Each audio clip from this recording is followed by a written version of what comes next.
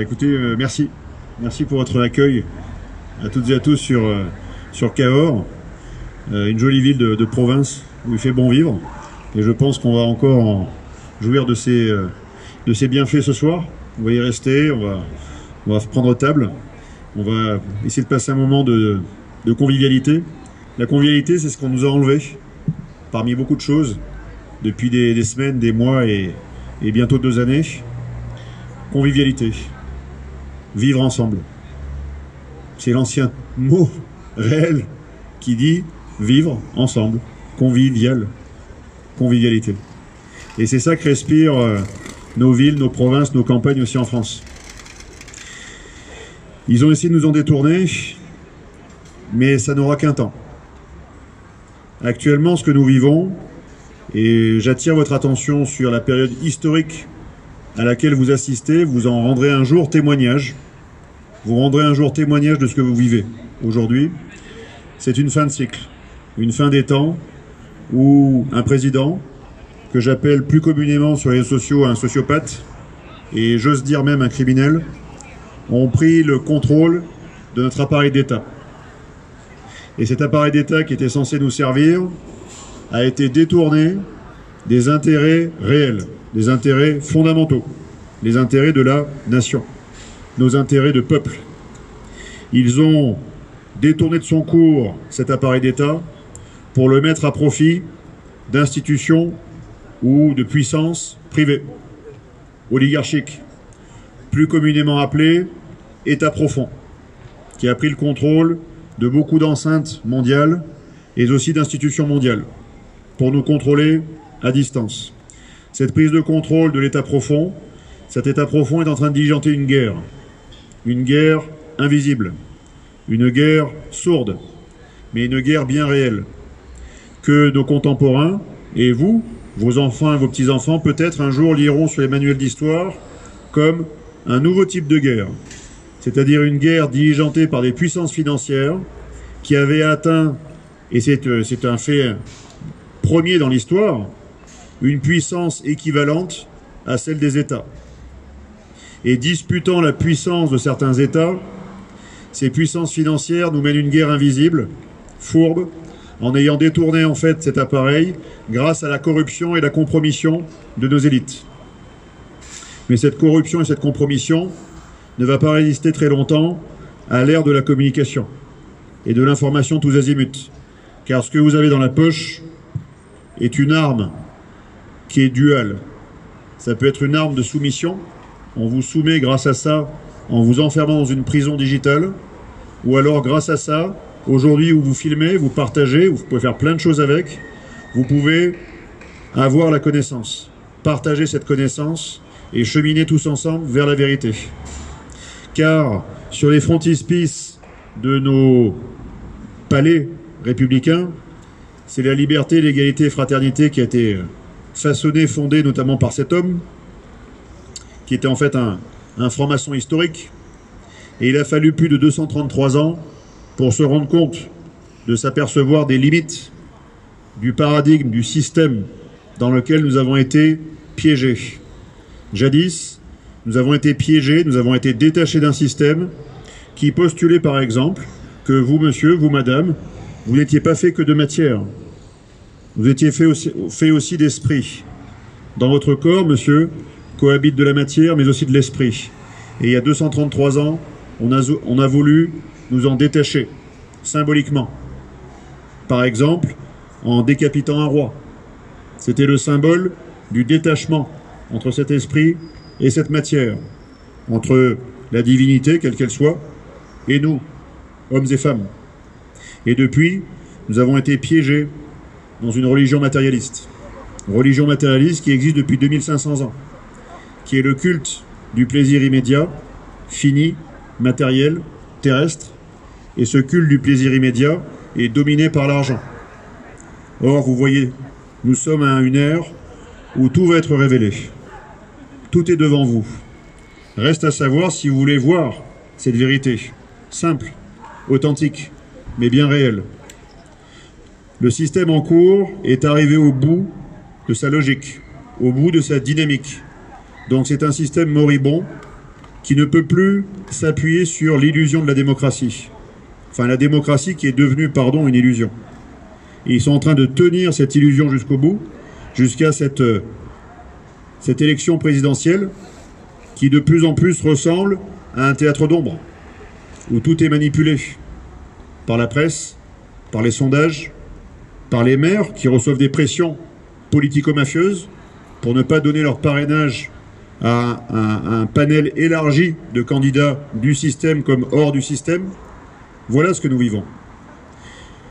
Un dépeçage, une dislocation progressive de la démocratie.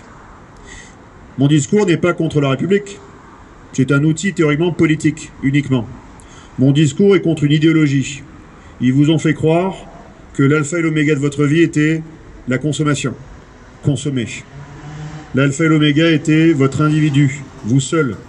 Alors nous sommes une communauté. Alors nous sommes plus que la matière que nous ingérons, que nous transformons. Nous y mettons de l'esprit, nous y mettons du cœur, nous y mettons de l'énergie. Ils ont voulu nous enfermer dans tout ça. Et le cycle est en train de se refermer sur eux et sur nous. Mais vous pouvez sortir de ce cycle et de cette prison qui est en train de se refermer. Pour beaucoup, la prison va se refermer irrémédiablement. Ils ne pourront pas en sortir parce que leur système de valeurs est totalement lié à ce système, celui de l'argent et de la possession. Posséder, c'est bien. Avoir de l'argent, c'est bien, c'est pas mal. Mais c'est pas le souverain bien. On ne vit pas pour ça. Ça nous fait vivre, mais on ne vit pas pour ça. Et on existe encore moins. Les consommateurs vivent. Les citoyens commencent à exister. Et c'est ça qui veulent nous empêcher de rester. Nous sommes devenus des citoyens par la force du temps, la force des choses et la force du combat. Du combat que des hommes et des femmes courageusement ont entrepris il y a des années. C'est grâce à ça que nous sommes devenus citoyens, aussi. Et ils veulent désormais nous empêcher de rester citoyens. Pourquoi? Parce que si nous nous réunissons tous en tant que citoyens, ça nous permettra, eh bien, de dire non à cette entreprise de destruction matérielle de tout ce que nous sommes. Chère madame, qui me mimez, mais je vous en prie, venez ici. Vous êtes la bienvenue. Vous êtes le spectateur actuellement et peut-être l'actrice demain de la destruction de tout ce que nous sommes, de tout ce que nous incarnons. La négation de la dignité, la négation de la liberté de pensée, d'expression, de déplacement. Si nous ne sommes plus citoyens, nous serons demain que de stricts consommateurs. Et en tant que consommateurs, nous serons ensuite des objets. Et quand vous serez des objets, vous serez éliminés par le système. C'est aussi simple que ça. Donc pour sortir de cette prison, angoissante, lourde, qui n'est en fait qu'une prison mentale, nous sommes tenus que par un fil d'idées, un fil d'illusions, un système bien rodé. Si nous voulons en sortir, il faut tout d'abord en prendre conscience, bien sûr. La vérité révélée est devant nous, donc saisissons-la. Mais une fois que nous avons saisi cette vérité révélée, qu'est-ce qu'on en fait? Est-ce qu'on passe de la spéculation des idées, du partage digital d'informations, d'images, de différentes choses, à la véritable action, justement dans la matière qui va faire bouger les choses, ou est-ce qu'on reste prisonnier de nos idées? Et encore une fois, de toutes ces informations qui ne sont que des éléments impalpables. La clé, c'est l'engagement de vos corps, vos esprits, de vos cœurs, et à la fin de vos corps. Si vous vous engagez, réellement et physiquement, c'est à cette condition-là qu'en fait, toutes ces personnes vont reculer. Donc mon message du jour est très simple. La prison va bientôt s'ouvrir. Pour certains, elle est déjà ouverte. Ils ont choisi d'en sortir. Si une masse critique de Français décide demain d'en sortir, ça va être la remise à plat de tout un système qui est en train de nous conduire à notre perte. Pour une raison simple, très factuelle, que vous pouvez observer encore aujourd'hui. Regardez Pfizer. Qu'est-ce qu'ils viennent encore de dire il y a 3 jours, Pfizer? Ils viennent officiellement de demander une accélération de la vaccination pour les bébés, pour les nouveau-nés, de 6 mois jusqu'à 5 ans. On leur injecte du matériel génique, sans certification, qui est de phase 3, qui n'a jamais atteint, qui n'atteindra jamais la phase 4, des vaccins qui, eux, sont certifiés. Donc nous sommes face à des criminels, à des assassins. Et quand vous en prendrez suffisamment conscience, et vous serez suffisamment en colère, mais une colère digne, pour justement rejeter tout ce système, alors ce jour-là, et ce jour-là pourrait arriver sous peu, il pourrait arriver sous peu, et bien ce jour-là, vous serez libre. Mais vous serez libre à la condition que vous ayez accepté cette vérité. La vérité vous rendra libre. En tout cas, vive les résistants, à toutes les personnes qui résistent, pour l'instant dans leur esprit, dans leur cœur, et pour beaucoup déjà dans leur corps, parce qu'ils se sont mis en route.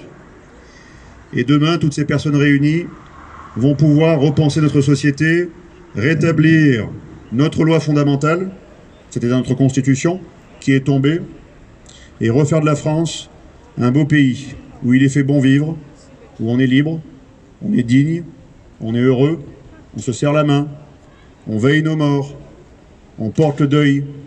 Bref, on reste des hommes et des citoyens. On a assisté à une rupture anthropologique majeure. On n'a plus le droit de se serrer la main, plus le droit de s'embrasser. En tant qu'ancien gendarme, on n'a même plus le droit de faire des autopsies pour voir si les morts sont suspectes. Et enfin, on n'a plus le droit de veiller nos morts. Ça ne s'est pas vu depuis des milliers d'années, une telle régression. Et cerise sur le gâteau, maintenant ils permettent même de proposer le sacrifice d'autres personnes que vous côtoyez tous les jours. Ces sociétés sacrificielles, on en est sorti depuis très longtemps. Et je ne compte pas y rester ou y revenir. Donc tous ensemble, n'allons surtout pas dans cette spirale vicieuse. Résistons, relevons-nous, retrouvons la transcendance et allons vers une spirale vertueuse, la vertu. Pour cela, il faudra résister, il faudra du courage, du cœur, et que tous ensemble, vous fassiez un groupe solide et uni. Parce que tout ce qu'ils sont en train de semer, c'est la division, empêchant cette réunion. En tout cas, merci pour votre présence, et vive la France.